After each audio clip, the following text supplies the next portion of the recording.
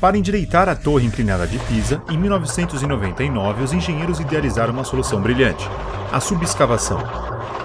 Se a subescavação não for executada corretamente, o desastre é garantido. Aqui estão os dois casos de subescavação. O que você acha? Qual deles salvará a torre? Para responder a essa pergunta traiçoeira, precisamos ter uma compreensão clara da fundação da torre. Você notou uma estrutura estranha chamada catino ao redor da fundação? E também outras coisas estranhas ao redor da fundação? O apoio do catino, de fato, salvou a torre de tombar. Se você está assistindo a este vídeo, provavelmente nosso conteúdo é útil para você. No entanto, muitos de vocês ainda não são inscritos no canal. Inscrever-se é a maneira mais simples de apoiar o nosso trabalho e não perder nossos próximos vídeos técnicos e instrutivos. Basta um clique, mas faz toda a diferença para nós. Inscreva-se e faça parte da comunidade, porque juntos compartilhamos conhecimento industrial. Obrigado! A fundação construída para a torre tinha apenas 3 metros de profundidade, o que era raso demais para o solo fofo e pantanoso de Pisa. Quando a construção chegou a 3 andares, tiveram de interromper os trabalhos por causa da guerra. Durante o período de inatividade, o edifício desenvolveu uma inclinação devido ao fenômeno chamado de leaning instability. Acima de tudo, a torre se assentou por causa do próprio peso, comprimindo e expulsando muita água debaixo da fundação.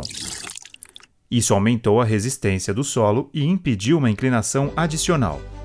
Retomaram a construção após quase 100 anos.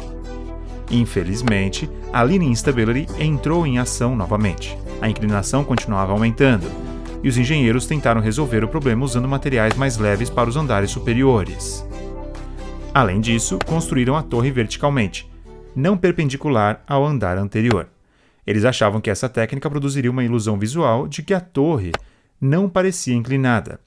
Como resultado desses esforços, a torre assumiu uma forma semelhante a uma banana. Apesar da tentativa, a inclinação continuou aumentando. Após 6 anos de construção, quando foram concluídos 7 níveis, tiveram de interromper novamente os trabalhos por causa da guerra.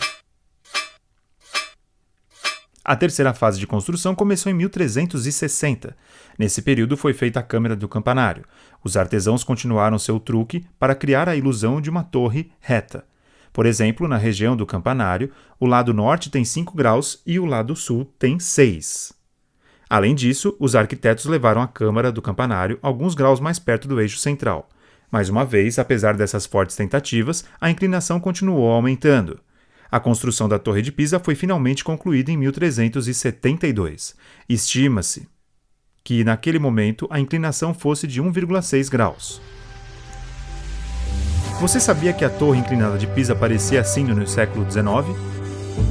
A fundação ficava completamente abaixo do nível do solo. Em 1838, o arquiteto Alessandro della Gherardesca tomou a iniciativa de escavar o terreno e criar uma passarela chamada catino.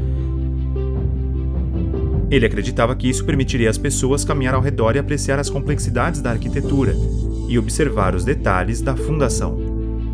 No entanto, essa escavação fez a torre inclinar mais de 0,25 graus. É interessante notar que, segundo muitos engenheiros, o catino, na verdade, forneceu suporte estrutural contra a inclinação.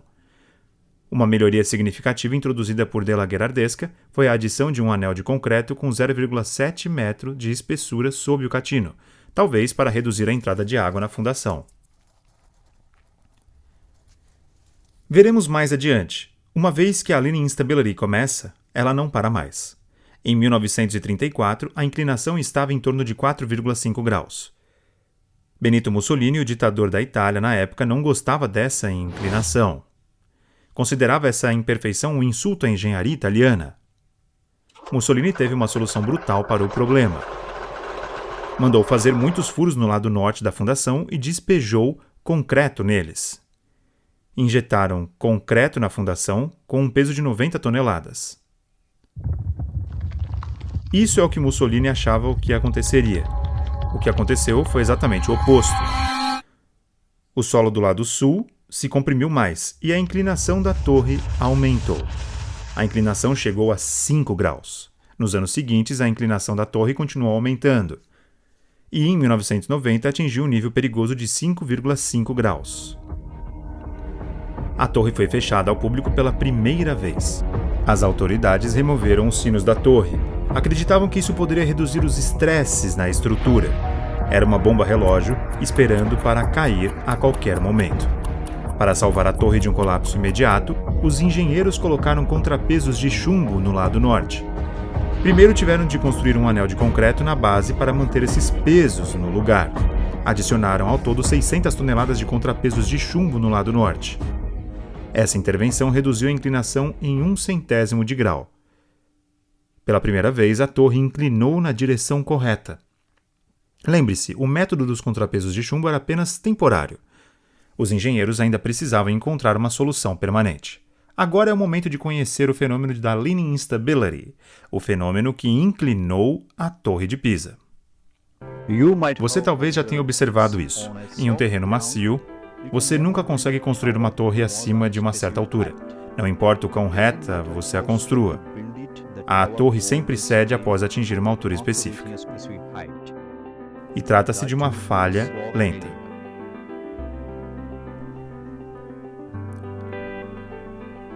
A torre vai inclinando muito devagar e falha. Isso é conhecido como Leaning Instability, ou seja, perda de equilíbrio estático. Vamos introduzir uma pequena perturbação nessa torre perfeitamente reta enquanto ela está se assentando. O torque de reação é maior no lado direito ou no esquerdo. Isso determinará as estabilidades da torre. O lado direito do solo se comprimiu mais do que o lado esquerdo, produzindo uma força de reação maior. Aqui está o truque. A força de reação do lado esquerdo tem uma distância ao centro de massa, indicada por R, maior do que do lado direito. Isso torna difícil prever qual torque de reação será maior. Em alturas maiores da torre, o torque de reação do lado esquerdo se torna maior do que do lado direito, causando o colapso da torre. É exatamente o que aconteceu com a torre inclinada de Pisa. A uma altura de 56 metros, a torre já havia ultrapassado a altura de Leaning Instability e, lenta e gradualmente, começou a inclinar. Com o aumento da inclinação, o torque de reação do lado esquerdo continuou a prevalecer sobre o torque de reação do lado direito. Os engenheiros idealizaram uma solução inovadora em 1995, o método do nitrogênio líquido. Esse método de endireitamento era uma solução tão elegante. A ideia era descer a 40 metros de profundidade e conectar a fundação da torre aos estratos mais resistentes por meio de parafusos de ancoragem. Apertar os parafusos de ancoragem parecia uma solução perfeita para endireitar a torre. O solo de Pisa é tão encharcado e lodoso, nada ideal para atividades de construção desse tipo. Reforçar o solo injetando nitrogênio líquido é um método comprovado na engenharia de construção. No entanto, o método do nitrogênio líquido teve um efeito contraproducente no solo de Pisa. O solo tinha um alto teor de água, e a água se expande quando congela. O solo do lado norte se expandiu e inclinou a torre na direção errada. As autoridades imediatamente adicionaram mais 300 toneladas de lingotes de chumbo para impedir que a torre desabasse. Eles nem sequer puderam tentar outro método dos parafusos de ancoragem. Essa ideia teve de ser abandonada já na primeira fase do projeto, a fase de reforço do solo. Nesse ponto, a inclinação da torre havia atingido níveis perigosos. Os engenheiros calcularam que um simples aumento de 7% no peso faria a torre tombar. Um fator de segurança de 1,07. O engenheiro John Burland, geotécnico e líder do projeto de estabilização da torre inclinada de Pisa, acreditava que a alvenaria do lado sul da torre poderia explodir a qualquer momento. O motivo? A alvenaria nessa região era frágil, e a inclinação criava uma tensão adicional sobre ela. Agora vem a solução que finalmente salvou a torre. Os engenheiros deram os passos seguintes com extrema cautela. Nesse ponto, a maioria dos especialistas aceitou que um método chamado subescavação era o melhor para endireitar a torre. Esse método parece tão simples nesta animação. Remova o solo do lado norte, o furo colapsará e a torre se endireitará. No entanto, se a posição e o ângulo da perfuração estiverem na direção errada, a torre se inclinará na direção oposta. Para aperfeiçoar o método da subescavação, os engenheiros primeiro o testaram em uma sapata de concreto de 7 metros de diâmetro, construída perto da Torre de Pisa em um solo com condições semelhantes. As tentativas iniciais não foram satisfatórias. No entanto, após alguns testes, finalmente encontraram o ângulo e a profundidade corretos necessários para a perfuração. Esses resultados eram empolgantes. Apesar disso, os engenheiros não queriam correr nenhum risco naquele momento. Primeiro, decidiram realizar uma subescavação de pequena escala no local real. Removeram o solo em apenas 12 posições. Eles até fixaram um par de cabos de estaiamento de aço por motivos de segurança. Veja como conectaram esses enormes cabos e os fixaram com contrapesos. Não perfuraram mais de 1 metro abaixo da fundação. A ideia era apenas provar o método no local real, não endireitar a torre. O resultado foi encorajador. Entre fevereiro e junho de 99, conseguiram endireitar a torre em 0,1 grau. Após o sucesso do primeiro teste, o comitê decidiu realizar a subescavação final. Desta vez, instalaram 41 furos-guia e foram até a penetração máxima de 2 metros. Nesse processo, foram removidos ao todo 38 metros cúbicos de solo. 69% do solo removido veio debaixo da fundação. A torre inclinou consistentemente na direção correta. Se quisessem, os engenheiros poderiam ter deixado a torre perfeitamente vertical.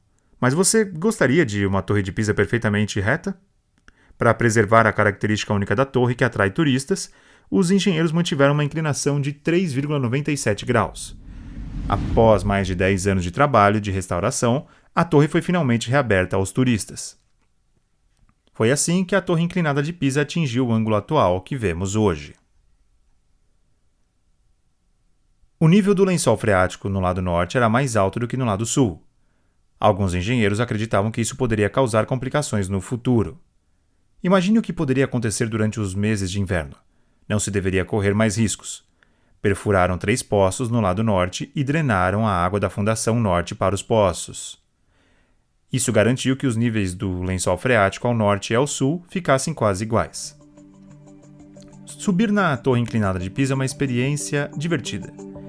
À medida que você sobe, por causa da inclinação, os degraus parecem mais íngremes ou mais suaves dependendo de onde você está em relação à inclinação. É bastante desorientador, mas fascinante. Depois de subir 251 degraus, você chega à primeira galeria de observação. Dali pode desfrutar de vistas espetaculares da cidade, das colinas próximas e da Piazza del Miracoli abaixo. Não se esqueça de admirar a beleza dos sinos históricos na câmara do campanário. Eles ainda funcionam e são tocados em ocasiões especiais. É assim que se chega até o topo da torre. O solo pantanoso ao redor da torre pode parecer o vilão que causou a inclinação da torre, mas esse mesmo solo agiu como herói e salvou a torre de pelo menos 3 grandes terremotos. O terremoto de 1846 foi de elevada intensidade. O solo pantanoso ao redor da torre atuou como um amortecedor e salvou a torre do colapso. Esse fenômeno é chamado de interação dinâmica solo-estrutura. Uma torre cercada por um ambiente rígido teria colapsado nas mesmas condições sísmicas. Aprendemos que em 2001, os engenheiros reduziram a inclinação para um ângulo de 3,97 graus e interromperam a operação de endireitamento. Surpreendentemente, de 2001 a 2018, a torre reduziu a inclinação por conta própria. Uma autocorreção. Nesse período, foi observada uma redução da inclinação de 4 centímetros. No entanto, os engenheiros não acreditam que a torre conseguirá se autocorrigir até 0 grau. Segundo eles, essa autocorreção se esgotará em muito breve. Agora é o momento de esclarecer um equívoco comum sobre a torre inclinada de Pisa. A ideia errada é que o solo sob a torre não fosse uniforme. Mais especificamente, que o solo sob o lado sul da torre fosse mais fraco do que o do lado norte. Situações desse tipo levam a um fenômeno chamado recalque diferencial. Isso é um equívoco. Já vimos que o teor de água sob o lado norte era muito mais alto do que sob o do lado sul. Como já estudamos, a razão por trás da inclinação da torre não era o recalque diferencial, mas sim a linear instability. Segundo a análise do professor John Burland, se a torre tivesse sido mais baixa em alguns metros, ela teria inclinado um pouco, mas então teria estabilizado e ficaria assim para sempre. E se a torre tivesse sido mais alta em alguns metros, teria colapsado há muitos séculos. A altura atual da torre inclinada de Pisa é simplesmente perfeita para criar esse belo fenômeno da engenharia civil. Espero que você tenha gostado deste vídeo. Se você achou este vídeo útil, avise-nos com um like e um comentário. Compartilhe e não se esqueça de se inscrever em nosso canal.